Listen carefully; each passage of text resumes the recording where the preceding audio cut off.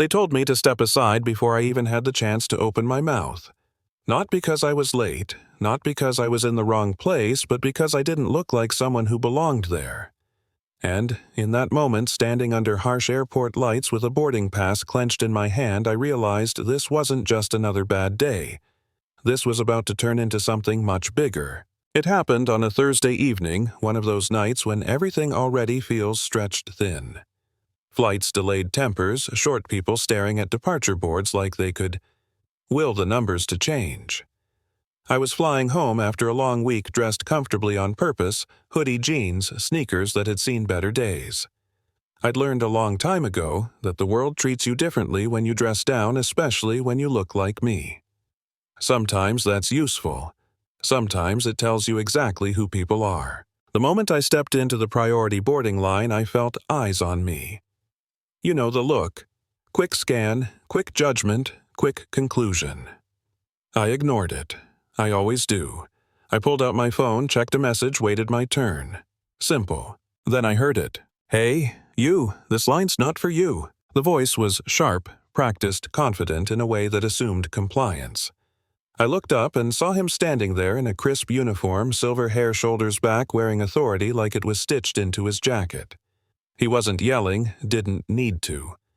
He was used to being obeyed. "I think you're mistaken," he said, eyes flicking down my clothes, then back up to my face.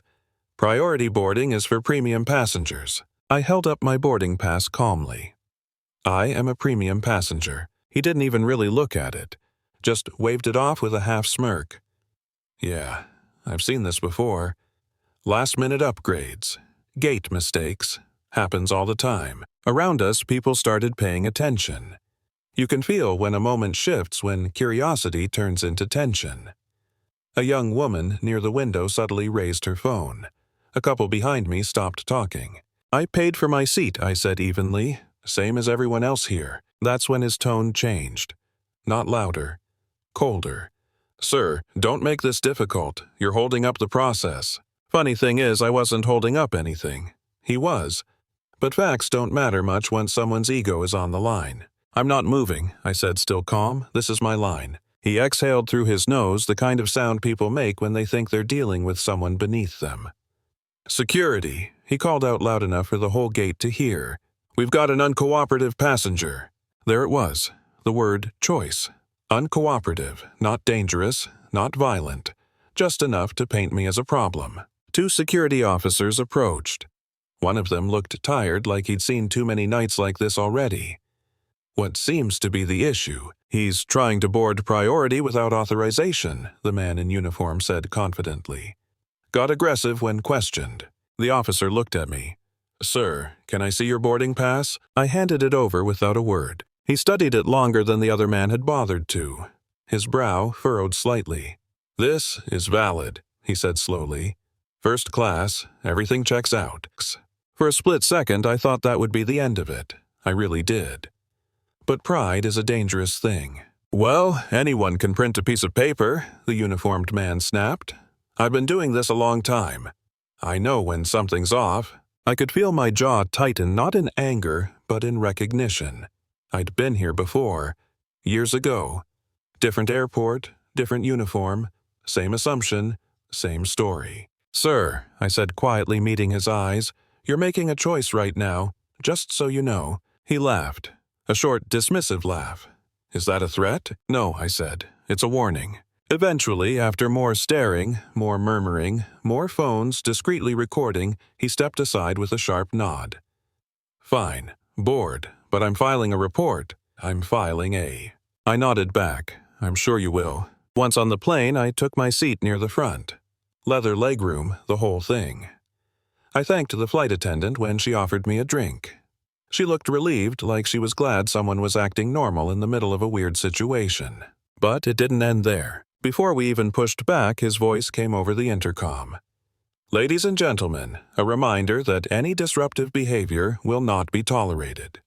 Federal regulations require full compliance with crew instructions." It was a standard announcement technically, but the timing was deliberate, the emphasis too sharp. People glanced toward me, some with sympathy, some with confusion. I stayed quiet. At cruising altitude, he crossed the line. There was an incident during boarding involving a passenger who challenged crew authority, he announced. Appropriate documentation has been filed and law enforcement will be notified upon arrival. The cabin went silent. Dead silent. You could feel the discomfort ripple through the rows. I closed my tablet. That was the moment. Not because I was scared, not because I was angry, but because I knew staying quiet now wouldn't protect anyone else in the future. It would just teach him that he could get away with it. I stood up. A flight attendant rushed over immediately. "Sir, please take your seat."